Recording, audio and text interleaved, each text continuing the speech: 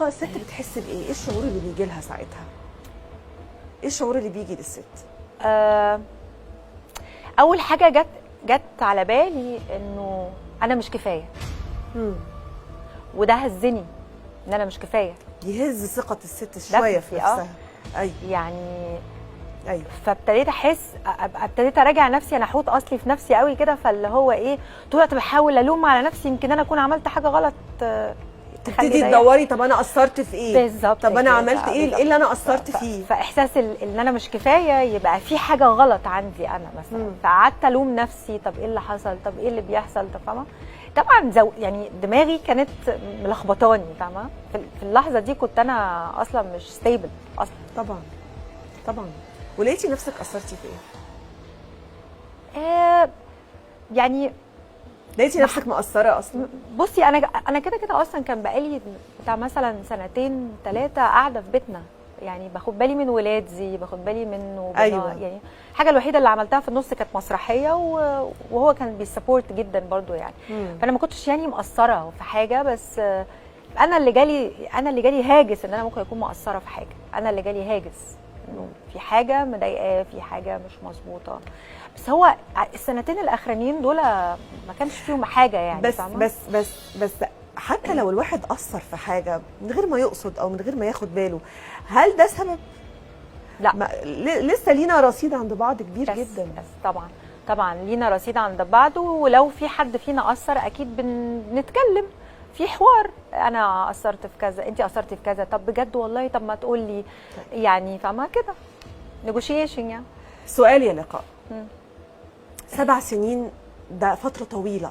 في ال7 سنين دول ما حسيتيش بحاجة خالص؟ ما حسيتيش ان في اي حاجة مختلفة؟ ما حسيتيش ان في اي يعني عمره ما بات بره البيت يوم واحد؟ لا اكيد لما بيبقى في معسكرات كان بيبات، بس في العادي مش بتكلم. اصل المعسكرات انت عارفه ان هو فين، وده ما فيهوش نقاش. لا. في العادي عمره ما ساب البيت يوم. لا، ما باتش بره البيت. لا. فما حسيتيش ان في حاجه غريبه او ان في حاجه بتحصل؟ لا لانه خدي بالك انا ده الستات يا لقاء. ما هي فكره ايه بقى، على حسب الراجل اللي معاكي. لا ده هو بوكر فيس. شفتي البوستات على الفيسبوك؟ يعني الحمد لله ان انت دلوقتي كويسه، واحنا بنضحك عن الموضوع، وهتكلم وهطمن عليكي في الاخر انت كويسه والموضوع خلص بالنسبه لك ولا لا.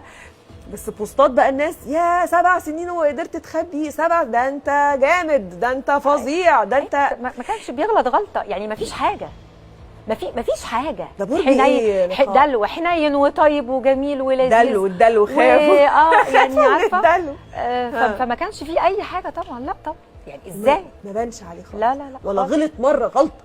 لا ولا غلطه؟ لا. ولا ريحه ولا تليفون ولا لا. ما هو بصي، الحاجات اللي احنا بنشوفها في الافلام دي والحاجات دي اكيد انا مش هقعد اراقب الناس بتتكلم. مش من النوع ده. مش هرمي ودني يعني. ايوه. لا يعني. انت مش من النوع ده. لا، في ستات ترمي ودن. ما بعرفش مش ترمي ودن بس، وبتفتح موبايلات وتشوف وتقرا وتفتش. اللي جاي بقى انت فين؟ اللي جاي موبايل، هات الموبايل، شيل لا كده بقى. اللي جاي القصه بتاعتك خلت ستات مصر كلها، انا متاكده، تمسك الموبايلات وتمسك كل حاجه تفتش فيها. دول 7 سنين. تعالى حبيبي بتعمل ايه؟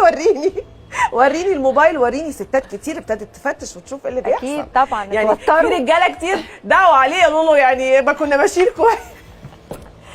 في حاجه تانية حصلت ضحكتني. يعني انت جبار يا راجل، جبار. يعني اللي هو احنا فتحت علينا حاجات ما كناش عايزين نفتحها. كان في خطير. لا الناس بتقول له احنا هنروح كلنا بقى نجيب الورقه من المكان اللي بيجيب. ايوه طبعا. علشان نعرف القيد العائلي. ايوه القيد العائلي. ايوه الستات طلعت قالت هنجيب القيد العائلي نشوف بقى السنين. ايوه يا نهار ابيض. يا بس انت برضو طيبه للاسف. لا يعني لا مش معنى ان انت طيبه ان انت ضعيفه. انت طيبه لا وقويه. مش ضعيفه طبعا. لا مش ضعيفه. لا مش ضعيفه. انت طيبه ان ربنا هونها عليكي بالناس. لانه الناس وقفوا جنبك. يعني فاهمه قصدي ازاي؟ الناس وقفت جنبك جامد. بس دايما عندنا في مجتمعاتنا الشرقيه دي حاجه ما بتعبش الراجل، بالعكس. دي مثلا فاهمه الناس بتفكر ازاي؟ الرجاله بيفكروا مع بعض كده. احنا كستات بنقول لا ده كده مش كويس، ده بعد 20 سنه، واللي معاها 15 سنه، واللي معاها بقى لها 10 سنين، في عشره وفي ولاد وفي حب وفي صداقه وفي سفر وفي صور ده حقيقي في كل حاجه. فانت ازاي تفكر؟ ما بتكلمش عليكي بقى انت، بتكلم على احساس الست اللي بتتخان. احنا في بينا كل حاجه حلوه. ازاي فكرت اصلا ان انت تبص لواحده تانية، او ان مش هقول لك حاجه، مش يتجوز واحده تانية، انت تصاحب واحده تانية غيري؟ ما انا صاحبتك، ما انا صديقتك، ليه عايز صديقه غيري ليه؟ يعني حتى بصي الوسط لحد فين الستات بتفكر.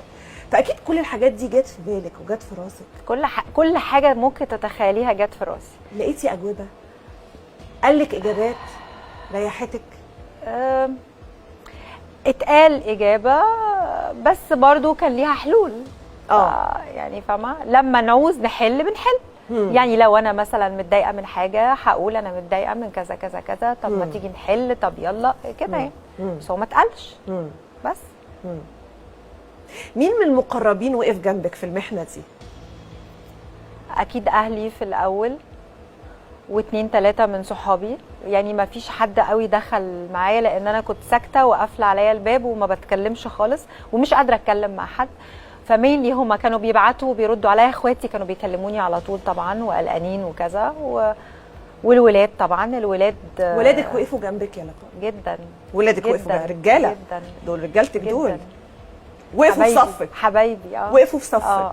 وقفوا جنبك؟ الحمد لله الحمد لله. عرفت اربي. ده كمان عرفت اربي. ايوه انتوا كمان.